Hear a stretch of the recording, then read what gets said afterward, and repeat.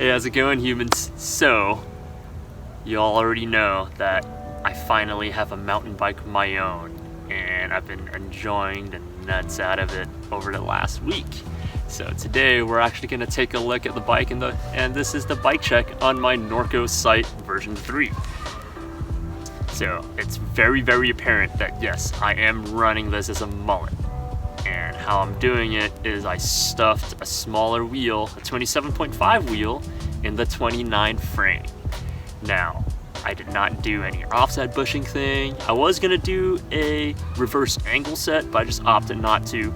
And why I can get away with it is because the bike itself is already pretty long wheelbase wise, so slapping in a smaller rear wheel in the back does not affect the geometry as much as if I were to do it on a bike with a smaller wheelbase.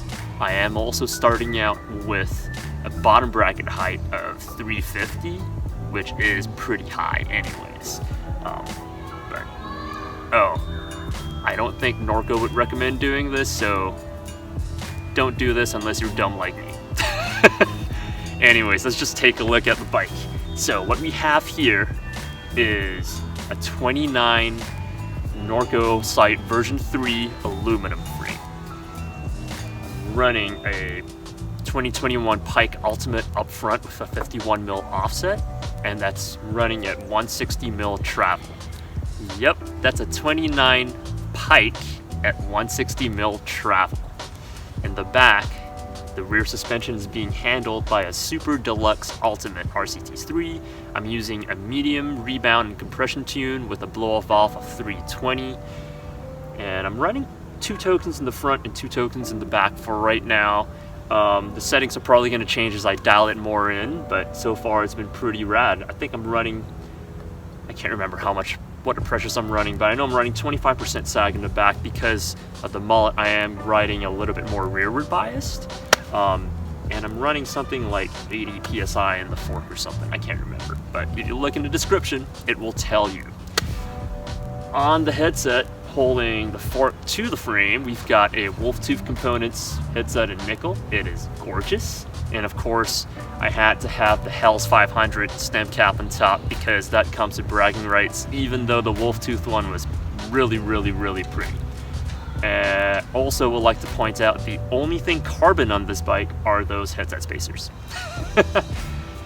On the stem, we're running a Funn Equalizer at 50mm length and negative 10mm rise. I'm running the negative 10mm rise because of the increased stack when you mullet the bike.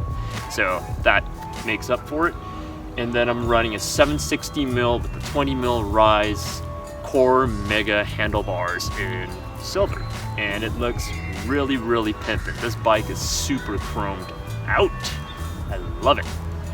On the bars, we have SRAM G2 RSCs. These brakes I got from a dude by the name of Marco through MTBR.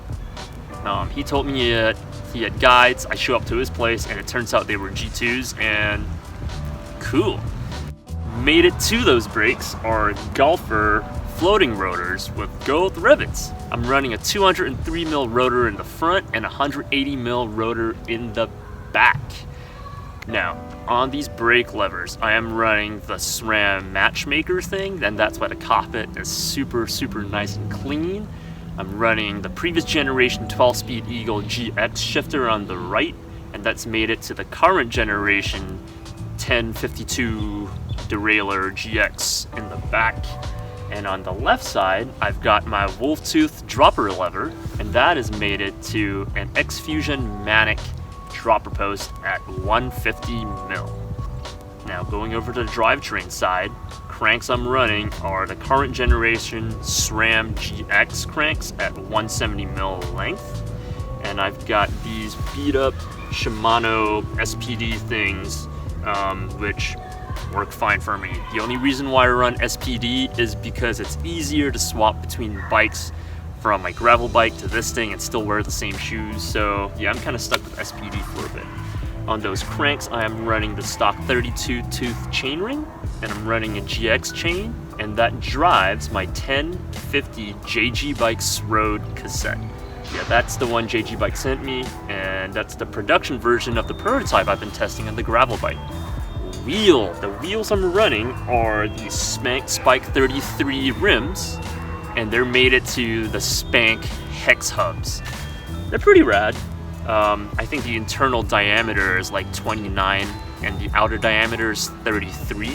I do like that hex hub. The engagement is very, very good, and I really like how it's not stupid loud because I can't stand loud hubs. I would rather hear tires and suspension and stuff.